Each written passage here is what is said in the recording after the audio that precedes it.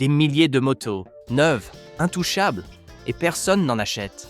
L'industrie, autrefois en pleine rébellion, est désormais à bout de souffle. Harley, Honda, BMW, ils cassent tous les prix, arrêtent la production et prient pour que quelqu'un franchisse la porte. Alors, que s'est-il passé sur le marché de la moto en 2025? Et pourquoi s'effondre-t-il plus vite qu'on ne l'imaginait? Restez avec nous, car ce krach est bien plus grave que vous ne le pensez. Ce qui se passe? Pendant des décennies, les motos partaient dans quelques jours ou semaines. Aujourd'hui, certaines sont restées immobilisées pendant plus de 200 jours sans un seul acheteur sérieux. Des cruisers Harley-Davidson aux motos de tourisme BMW, les stocks invendus s'accumulent à une vitesse imprévue. Il ne s'agit pas seulement d'un problème d'approvisionnement, c'est un effondrement total de la demande. Et les chiffres sont choquants. Les concessionnaires signalent des baisses de vente allant jusqu'à 30% d'une année sur l'autre. Des marques comme Honda, Yamaha et même Indian proposent des remises sans précédent, allant parfois jusqu'à 5 000 $ pour écouler leur stock. Mais malgré ces importantes réductions, les acheteurs hésitent. Le financement est plus difficile à obtenir et la confiance des consommateurs s'érode rapidement. Comment en est-on arrivé là? Suite à la pandémie, les ventes de motos ont explosé. Les gens recherchaient la liberté, les routes dégagées et l'aventure en solitaire. Les constructeurs ont interprété cette hausse comme une tendance durable. Ils ont accéléré la production, élargi les gammes de modèles et augmenté les prix, pensant que la demande continuerait de croître. Mais c'était une illusion. Dès que la conjoncture économique s'est durcie, avec l'inflation, la hausse des taux et la confiance fragile des consommateurs, cette demande a disparu presque du jour au lendemain. Aujourd'hui, les constructeurs se retrouvent avec des stocks pléthoriques et les concessionnaires croulent sous les motos dont personne ne veut. Il ne s'agit pas d'un marasme cyclique, il s'agit d'un effondrement structurel. L'industrie motocycliste ne traverse pas seulement une année difficile, mais un effondrement historique qui pourrait redéfinir la façon dont les motos sont construites, vendues et financées pour la prochaine décennie. L'une des principales raisons de cet effondrement? La flambée des prix des motos, de l'inflation à l'implosion. En seulement 5 ans, le prix moyen d'une moto a bondi de plus de 40%. Les motards en ont assez de payer pour ça. Ce qui était autrefois considéré comme une échappatoire pour la classe ouvrière est devenu un produit de luxe. Une Harley-Davidson Street Glide, qui coûtait environ 22 000 $ en 29, en coûte aujourd'hui près de 35 000. Les motos d'entrée de gamme, autrefois tremplin pour les nouveaux motards, comme la Yamaha MT ou la Honda Rebel, ont atteint les 15 000 $. L'inflation a certes joué un rôle, mais le véritable enjeu était la stratégie. Les constructeurs ont misé sur la premiumisation, pariant sur le fait que les consommateurs continueraient à débourser toujours plus pour les mêmes motos, affublées de technologies supplémentaires, d'interfaces tactiles et de légères améliorations esthétiques. Mais les motards en ont assez. À une époque où les prix des loyers, des courses et du carburant flambent, dépenser 30 000 $ pour une moto paraît absurde, surtout quand l'expérience de conduite n'a pas fondamentalement changé. Les consommateurs sont plus avisés que jamais et ils résistent. Nombreux sont ceux qui choisissent de conserver leur moto plus longtemps. D'autres se tournent vers le marché de l'occasion et certains abandonnent complètement la moto. Le problème ne réside pas seulement dans le prix, mais aussi dans la qualité. Les motards n'ont plus l'impression d'en avoir plus pour leur argent. Ils voient plutôt des publicités plus tape à l'œil, sans arguments convaincants pour les remplacer. Pire encore, dans certains cas, les nouveaux modèles ont même reculé en matière de confort ou de performance, privilégiant la conformité aux normes d'émission ou les gadgets technologiques au détriment de l'expérience brute recherchée par les motards. Et soyons honnêtes, pour beaucoup, les motos étaient déjà un investissement financier difficile. Ce n'est pas une nécessité, c'est un mode de vie. Dès que le prix approche celui d'une voiture neuve, la plupart des acheteurs hésitent. Aujourd'hui, ils arrêtent complètement. Mais même si vous souhaitez acheter une moto aujourd'hui, un autre obstacle se dresse sur votre chemin. Le financement est devenu brutal. Autrefois, on pouvait financer une moto à 3%. Aujourd'hui, on a de la chance si on obtient un prêt. Les prêts motos sont devenus un véritable casse-tête. En 2019, les acheteurs pouvaient souvent obtenir un financement à 3 à 5% d'intérêt. Aujourd'hui, ce taux a grimpé jusqu'à 9 à 18% selon votre code de crédit. Pour une moto à 30 000 $, cela peut représenter 10 000 $ d'intérêt supplémentaires sur la durée du prêt. Et pour ceux dont le crédit est loin d'être exemplaire, le message des prêteurs est clair. vous prenez trop de risques. Les taux de refus de prêt grimpent en flèche. Selon plusieurs sociétés de financement, jusqu'à une demande sur 5 est désormais refusée d'emblée. Même les acheteurs les plus qualifiés sont confrontés à des procédures d'approbation plus strictes, à une vérification des revenus plus stricte et à des exigences d'apport personnel plus élevées. Ce qui était autrefois une porte d'entrée vers la propriété est devenu un véritable obstacle. Ce resserrement du crédit ne se limite pas aux motos. Il s'inscrit dans une évolution économique plus large. Les banques se montrent plus prudentes, notamment pour les prêts non essentiels. Aux yeux des institutions financières, les motos relèvent clairement de la catégorie luxe. Si l'on ajoute à cela la hausse des primes d'assurance, qui ont presque doublé dans certains États américains, le rêve de liberté sur 2 roues s'éloigne de plus en plus pour beaucoup. Résultat, les concessionnaires voient de plus en plus d'acheteurs potentiels entrer, faire des calculs et repartir aussitôt. Peu importe l'ampleur des remises, si le financement est inabordable ou indisponible, la vente n'a pas lieu. Et si vous pensez que les concessionnaires sont en difficulté actuellement, attendez de voir ce qui se passera lorsque leur assise financière commencera à se fissurer. Les concessionnaires sont en train de perdre leur sang. Chaque jour, un autre concessionnaire ferme définitivement ses portes. Partout aux États-Unis, les petits concessionnaires moto indépendants disparaissent discrètement de la carte. Pendant des décennies, ces entreprises locales ont été le cœur et l'âme de la communauté motocycliste. Des ateliers familiaux où des générations de motards ont acheté leur première moto, partagé leurs histoires et sont restés fidèles. Mais en 2025, ces mêmes entreprises s'effondrent sous le poids d'une pression économique que peu de gens ont anticipée et dont peu parviennent à se libérer. Le plus gros problème ? Les stocks. Les concessions débordent de motos invendues, Harley-Davidson, Yamaha, Kawasaki, qui traînent toutes sur des sols en béton poli, à prendre la poussière tandis que les intérêts s'accumulent. Ces concessions ne sont pas propriétaires des motos. Elles les financent par des prêts commerciaux à court terme, appelés financement sur stock. Chaque jour où une moto reste invendue coûte de l'argent aux concessionnaires. Multipliez ce chiffre par 50 ou 100 unités et vous obtenez une bombe à retardement financier. Mais il ne s'agit pas seulement des motos qui ne se vendent pas. Les frais généraux, loyers, charges, salaires du personnel, assurances, continuent d'augmenter tandis que la fréquentation chute. Les motards ne se présentent pas. Et même lorsqu'ils le font, ils hésitent à acheter. Nombre d'entre eux préfèrent attendre la fin de la crise, espérant de nouvelles baisses de prix ou de meilleures conditions de financement. D'autres se tournent vers les ventes privées ou les plateformes en ligne, abandonnant complètement les concessionnaires. Pendant ce temps, les grandes concessions détenues par des entreprises résistent à la tempête, non pas parce qu'elles sont plus intelligentes, mais parce qu'elles disposent des ressources financières nécessaires pour absorber les pertes à court terme. Elles peuvent encaisser le choc. Les ateliers indépendants ne le peuvent pas. Ils comptent sur le volume, une rotation rapide et la fidélité de la clientèle. Mais en une année comme 2025, ces ressources vitales se sont taries. Et avec la fermeture croissante des ateliers locaux, des régions entières perdent l'accès aux services, aux pièces détachées et à la communauté qui faisait de la moto bien plus qu'un simple moyen de transport. C'est important, car une fois ces concessionnaires partis, ils ne reviennent plus. La perte n'est pas seulement financière, elle est culturelle. La disparition des concessionnaires indépendants transforme la façon dont les motos seront achetées, vendues et utilisées à l'avenir. Et l'effondrement des concessionnaires n'est qu'un début. Le marché de l'occasion, autrefois un filet de sécurité fiable, s'effondre désormais plus vite que prévu. L'effondrement du marché de l'occasion. Votre reprise vient de perdre 30% de sa valeur, du jour au lendemain.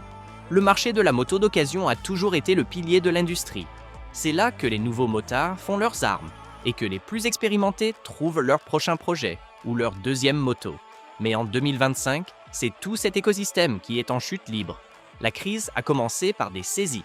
Des milliers de vélos, saisis auprès de propriétaires incapables de faire face à la hausse des mensualités et des coûts d'assurance, inondent les ventes aux enchères et les ventes en gros. Cette soudaine augmentation de l'offre fait s'effondrer les valeurs de reprise. Un vélo qui valait 12 000 $ l'an dernier en vaut aujourd'hui à peine 8, et ce n'est pas fini. Les concessionnaires, déjà submergés par les stocks de motos neuves invendues, refusent les reprises. Pourquoi le feraient-ils ? Ils ne peuvent pas vendre les motos qu'ils possèdent déjà. Et la dernière chose dont ils ont besoin, c'est de voir davantage de métal se déprécier sur le terrain. Pour les motards, c'est un scénario cauchemardesque. Ils ne peuvent pas acheter une nouvelle moto car leur moto actuelle vaut bien moins que ce qu'ils doivent encore. Ils sont sous l'eau et coincés. Parallèlement, les acheteurs se ruent sur le marché de l'occasion. Mais ils ne se rendent pas dans les salles d'exposition. Ils écument Craigslist, Facebook Marketplace et les applications de vente en ligne à la recherche de bonnes affaires. C'est un marché d'acheteurs, et chacun le sait. Les vendeurs particuliers casquent les prix juste pour se débarrasser des motos avant que leur valeur ne chute encore davantage. L'ironie ? Même avec la baisse des prix, les ventes de motos neuves n'en profitent pas. En réalité, l'effondrement du marché de l'occasion plombe l'ensemble du secteur. Si les acheteurs peuvent obtenir une moto de croisière ou une moto sportive à faible kilométrage pour 30 à 40% de moins qu'une moto neuve, pourquoi s'embêter avec un modèle d'exposition, surtout lorsque les coûts de financement et d'assurance sont bien plus élevés ? Le marché de l'occasion, autrefois, soupape de sécurité pour le secteur, est désormais un vide, absorbant énergie, acheteurs et liquidités des ventes de véhicules neufs. Derrière tout cela se cache une force motrice, la crise des pensions livrées.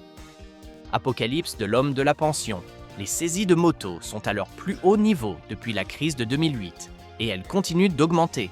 Le début a été lent, quelques impayés ça et là, quelques motos disparaissant des allées en pleine nuit. Mais vers le milieu des années 2025, les camions de saisie étaient omniprésents chez les concessionnaires et aux enchères à travers le pays. Les saisies de motos ont augmenté de près de 30% sur un an et rien ne laisse présager un ralentissement de la tendance. Au cœur de cette flambée se trouve la bulle financière créée dans les années qui ont suivi la pandémie. Les constructeurs et les prêteurs, désireux de stimuler les ventes, ont proposé des taux extrêmement bas et des conditions prolongées aux acheteurs, dont la solvabilité était douteuse.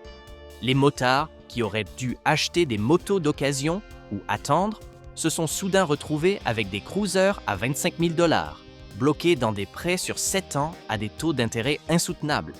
Aujourd'hui, avec la hausse des taux et l'inflation qui pèse sur les budgets des ménages, ces mêmes acheteurs font défaut en masse. Pour les prêteurs, les saisies représentent un véritable casse-tête financier. Chaque moto saisie doit être inspectée, nettoyée, entreposée et vendue, généralement à perte. Pour les concessionnaires, cela signifie un stock encore plus important dont personne ne veut. Pour les propriétaires, le coût émotionnel est brutal. Une moto n'est pas seulement un véhicule, c'est souvent une passion, un style de vie. La perdre peut donner l'impression de perdre une partie de son identité. Cette vague de reprise de motos n'inonde pas seulement le marché de l'occasion. Elle fait aussi baisser les prix et effraie les acheteurs potentiels. Personne ne veut investir dans une classe d'actifs en pleine déconfiture. Et plus il devient difficile de revendre des vélos saisis, plus les prêteurs se montrent prudents, ce qui resserre encore davantage le crédit et exclut les futurs acheteurs. En bref, la crise des repos n'est pas seulement un symptôme du krach, c'est un catalyseur qui accélère le ralentissement dans tous les secteurs de l'économie de la moto. Et à la racine de tout cela se trouve un mécanisme négligé mais dévastateur, la bombe à retardement du financement des plans d'étage. La bombe à retardement du plan d'étage. Les concessionnaires ne sont pas propriétaires de ces motos. Ils perdent des intérêts chaque jour où elles sont immobilisées. C'est l'un des secrets les mieux gardés du secteur. La plupart des motos exposées dans les salles d'exposition n'appartiennent pas aux concessionnaires qui les exposent. Elles sont financées par des prêts à court terme, appelés plans de financement. Ces prêts permettent aux concessionnaires de stocker des stocks qu'ils ne pourraient pas se permettre autrement, mais ils comportent un inconvénient. Des intérêts s'accumulent quotidiennement sur chaque unité invendue. En période faste, le financement sur stock est gérable. Les vélos se vendent vite, les taux d'intérêt sont bas et le concessionnaire écoule le métal avant que les prix ne s'envolent. Mais en 2025, rien ne se vend. Et les taux d'intérêt ? Ils ont plus que doublé depuis 2019. Désormais, chaque vélo immobilisé devient un passif, une dette qui s'alourdit de jour en jour. Cela crée un dilemme brutal. Les concessionnaires ont besoin de motos pour attirer les clients, mais plus ils en proposent, plus ils s'endettent. Plus ces motos restent invendues, plus l'intérêt pour les stocks augmente, jusqu'à gruger chaque centime de profit potentiel. Et lorsque les marges s'amenuisent, la survie s'effondre. Certains concessionnaires tentent d'échapper au piège en renvoyant leurs stocks aux fabricants ou en demandant des délais de paiement. D'autres vendent leurs motos à perte, faisant tout pour rembourser leurs prêts. Mais pour beaucoup, il est déjà trop tard. La dette est trop lourde, les intérêts trop élevés. un défaut de paiement en entraîne un autre. Les lignes de crédit se tarissent. Et bientôt, les lumières s'éteignent. Le financement sur plan était censé stimuler la croissance. Or, dans le contexte actuel de crise, il produit l'effet inverse. Il asphyxie les concessionnaires, alimente le désespoir et pousse même les concessionnaires les plus établis à la faillite. Et voilà le hic. Il ne s'agit pas d'un simple pépin passager. Il s'agit d'une défaillance systémique, profondément ancrée dans le fonctionnement du secteur. À moins que les constructeurs, les prêteurs et les concessionnaires ne réinventent le modèle, la bombe à retardement continuera de faire effet, jusqu'à ce qu'elle anéantisse ce qui reste de l'ancienne économie motocycliste. Le marché de la moto ne s'effondre pas seulement, il connaît un effondrement structurel. Et la suite pourrait être encore pire. Les vélos les moins vendus de 2025. Ce sont des modèles que personne ne veut, même avec des milliers de rabais. Ce n'est pas une exagération. De Harley-Davidson à Ducati, les marques ont investi des millions dans des modèles qui stagnent aujourd'hui dans des salles d'exposition poussiéreuses, suscitant intérêt et ressentiment. Ce qui était autrefois présenté comme des produits phares est aujourd'hui le principal handicap du secteur. La Harley-Davidson Livewire est en tête du peloton des flops. Affichée à plus de 22 000 $, elle était censée représenter l'avenir électrique de la marque. Au lieu de cela, elle a aliéné les fidèles motards Harley et n'a pas réussi à séduire les jeunes, acheteurs soucieux de l'environnement. Son autonomie limitée, son prix élevé et la perte du grondement caractéristique de Harley en ont fait un échec cuisant. Les rapports indiquent que les stocks sont restés invendus pendant plus de 300 jours. Il y a aussi l'Indian Challenger Dark Horse. Présentée comme une cruiser américaine haut de gamme rivalisant avec la Harley Road Glide, elle affichait un prix de près de 28 000 $. Malgré des caractéristiques impressionnantes sur le papier, elle n'a jamais réussi à se forger une identité propre. Les clients sont revenus à Harley ou ont opté pour des cruisers moins chers. Avec un stock vieillissant de plus de 260 jours, elle est devenue un véritable embarras pour Indian.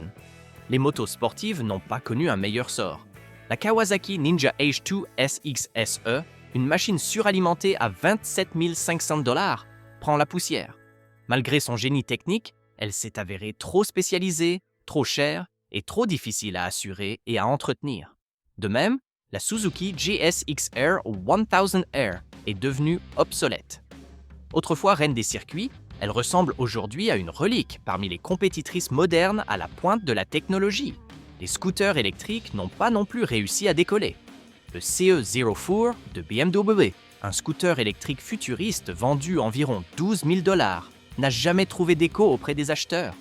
Sur les marchés urbains où les véhicules électriques devraient prospérer, il était jugé trop cher, sous-motorisé et au style peu esthétique. Son temps moyen d'exposition dépasse désormais 290 jours. La Panigale G2 de Ducati, vendue à plus de 17 000 $, est un autre exemple de prix trop élevé pour un public cible. Combiné à des coûts d'assurance et d'entretien élevés, ces ventes ont complètement stagné. Quant à la Triumph Rocket 3 GT, bien qu'elle soit dotée du plus gros moteur de moto de série au monde, elle est tout simplement trop imposante pour un trop grand nombre. Avec un prix avoisinant les 24 000 $ et un poids à vide qui intimide les nouveaux motards, la demande s'est tarie. Ces modèles ont tous en commun une erreur de calcul fatale. Ils ont été conçus pour un acheteur disparu, voire inexistant. Ils ont tenté de combiner prix élevés et attrait limité. Résultat, un cimetière de stocks invendus. Même la production traditionnelle est à l'arrêt. La production s'est arrêtée littéralement. Harley, Honda et BMW freinent brutalement. Face aux stocks invendus qui encombrent les concessions et à la chute libre de la demande, les constructeurs ont été contraints de prendre des mesures drastiques. Résultat, les chaînes de production sont à l'arrêt, les usines réduites et les innovations futures mises en suspens. Harley-Davidson a réduit sa production de 25% début 2025, qui était autrefois un fier symbole de l'industrie manufacturière américaine, est aujourd'hui devenu un exemple édifiant de surproduction et d'excès de confiance. Son usine de York, en Pennsylvanie, est passée à la semaine de travail de 4 jours, et des rumeurs de fermeture temporaire se répandent. Honda, l'un des acteurs les plus stables du secteur, procède également à des réductions d'effectifs. Des usines au Japon et en Thaïlande ont licencié des centaines de travailleurs, tandis que la production nord-américaine a été réduite sur tous les principaux modèles. Les départements de recherche et développement ont gelé des projets et les mises à jour des modèles pour 2026 ont été reportées sin die.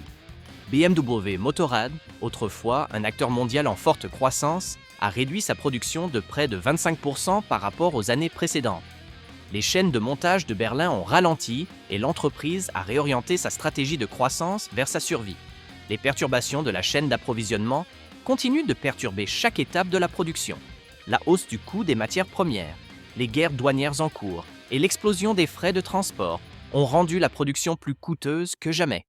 Mais face à la disparition des acheteurs, les marques ne peuvent augmenter leurs prix pour compenser, ce qui les contraint à réduire leur production. Et les conséquences ne se limitent pas aux motos. Les fermetures d'usines entraînent des pertes d'emplois régionales. Les communautés qui dépendaient de la production de motos sont confrontées à une hausse du chômage. Les concessionnaires, déjà sous assistance respiratoire, reçoivent désormais moins de motos et ne parviennent toujours pas à écouler celles qu'ils possèdent. Le rêve d'innovation constante, de lancements spectaculaires et de cycles de produits axés sur la technologie est figé. L'industrie est en mode survie et il ne s'agit pas seulement de réduction de production. Il s'agit d'un problème plus profond, la crise de l'identité de la marque. Les constructeurs ont cessé de vendre la liberté et se sont mis à vendre des tableurs. Pendant des décennies, le monde de la moto a prospéré grâce aux émotions, routes dégagées, rébellion, communauté. Mais en cours de route, l'âme de l'industrie a été enfouie sous les arguments marketing, les objectifs ESG et les agendas des conseils d'administration. Harley-Davidson, autrefois synonyme de combativité anti-establishment, a récemment évolué vers l'activisme d'entreprise, la mobilité électrique et des décisions axées sur les actionnaires. Si aucune de ces décisions n'était intrinsèquement mauvaise, elles étaient fondamentalement en décalage avec l'héritage de Harley. Résultat, une identité de marque qui ne répondait plus à son public cible. Indian Motorcycle tentait d'allier performance moderne et héritage, mais son marketing manquait de clarté. Était-ce une quête de l'image de Harley ou une tentative de nouveauté? Cette confusion laissait de nombreux motards de longue date incertains, voire désintéressés. Des marques européennes comme BMW et Ducati ont opté pour un positionnement haut de gamme. Elles ont misé sur des tableaux de bord high-tech, des messages écologiques et des prix premium. Mais cette évolution a souvent semblé déconnecter des motards, qui recherchaient simplement des motos performantes sans relents commerciaux. Le choc des cultures était réel. Les motards qui se définissaient autrefois par leur moto peinent désormais à trouver une moto qui reflète leur identité. Une moto n'est pas qu'un simple moyen de transport, c'est une extension de soi. Et lorsque les marques perdent cette vérité de vue, elles perdent leur motard. À force de vouloir plaire à tout le monde, de nombreuses marques sont devenues insignifiantes. Et c'est là la véritable crise. Elle n'est pas seulement financière, elle est culturelle. L'industrie a oublié à qui elle faisait confiance. Et ce n'est pas la première fois qu'elle se heurte à un mur. Les leçons du dernier crack. L'année 2008 a failli anéantir l'industrie motocycliste, mais l'année 2025 pourrait bien achever le travail. Le dernier effondrement majeur a été une dure leçon pour l'industrie, mais toutes n'ont pas été retenues. La crise financière de 2008 a contraint les motards à réduire leurs dépenses, à annuler leurs achats et à conserver leurs motos plus longtemps que jamais. Les ventes ont chuté, les stocks ont explosé. Ça vous rappelle quelque chose? Mais ce qui a sauvé certaines marques à l'époque, c'est leur capacité à s'adapter. Honda et Kawasaki ont réagi en lançant des motos plus petites et plus abordables, adaptées aux besoins des acheteurs. La Honda CBR 250R et la Kawasaki Ninja 300 étaient modestes en puissance, mais d'un excellent rapport, qualité-prix, et se sont vendues en masse. Ces motos n'étaient pas glamour, mais accessibles, et cette accessibilité les a sauvées. Pendant ce temps, les marques qui n'ont pas su s'adapter en ont payé le prix. Buell, autrefois la division sportive expérimentale de Harley-Davidson, a fermé ses portes pendant la récession.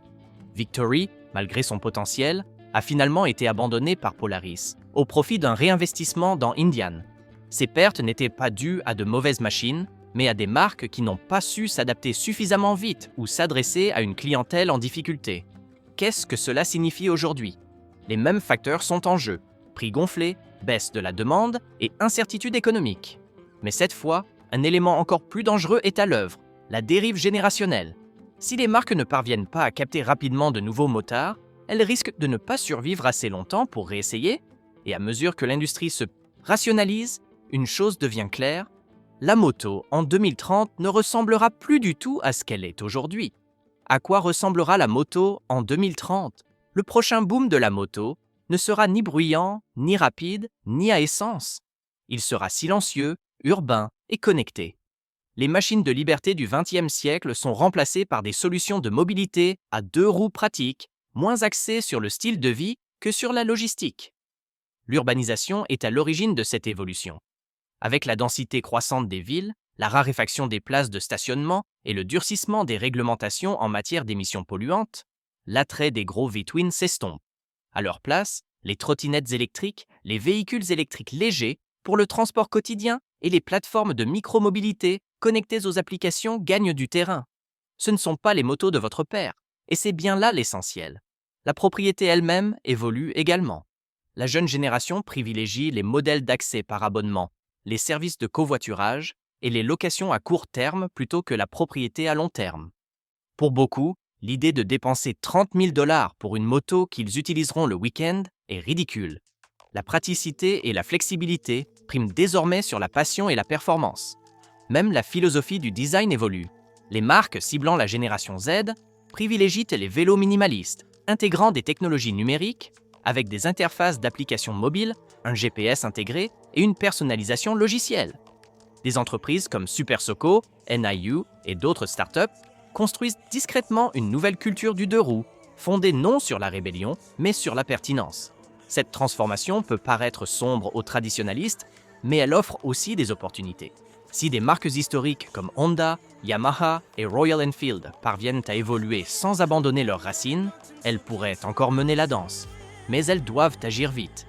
Et tandis que l'industrie s'adapte, les motards eux-mêmes sont confrontés à une question difficile. Est-il temps d'acheter, de vendre ou de patienter? Mais avant de vous donner la réponse, n'oubliez pas d'aimer et de vous abonner si vous avez aimé cette vidéo. Faut-il acheter, vendre ou attendre? Est-ce la meilleure affaire que vous puissiez faire ou la pire erreur que vous puissiez commettre? Avec un marché en chute libre, les motards et les passionnés se trouvent face à un dilemme crucial. Les prix chutent rapidement, les stocks sont partout, mais les risques sont tout aussi importants que les bénéfices. Si vous envisagez d'acheter, tout dépend de votre calendrier. Certains concessionnaires proposent déjà des remises de 5 000 $, un financement à 0% sur 36 mois et des primes de reprise attractives, juste pour écouler les stocks. Si vous trouvez la bonne affaire et que vous prévoyez de conserver la moto à long terme, c'est peut-être le moment idéal. Mais si votre dossier de crédit n'est pas parfait, ou si vous prévoyez de revendre votre véhicule d'ici 1 an ou 2, attendez. Les taux de refus de prêt augmentent, les primes d'assurance aussi, et les valeurs de revente continuent de baisser. Un vélo acheté aujourd'hui pourrait valoir 20 à 30% de moins dans 12 mois seulement. Un coup dur pour les acheteurs à court terme. Si vous cherchez à vendre votre moto, vendez-la maintenant. L'afflux de motos saisis sur le marché de l'occasion fait chuter les prix de semaine en semaine. Plus vous attendez, plus vous perdez de valeur. Même si cela implique de vendre en dessous de votre prix cible aujourd'hui, cela peut être préférable à une nouvelle chute des prix. L'accident de moto de 2025 est loin d'être terminé. Mais avec la bonne stratégie, l'acheteur avisé peut encore en sortir gagnant. Les anciennes règles sont révolues. La route est semée d'embûches. Mais si vous êtes attentif, vous pouvez encore rouler à votre façon. L'accident est là et il ne fait qu'empirer. Que constatez-vous dans votre région? Laissez un commentaire ci-dessous. Je suis à la recherche de vrais motards.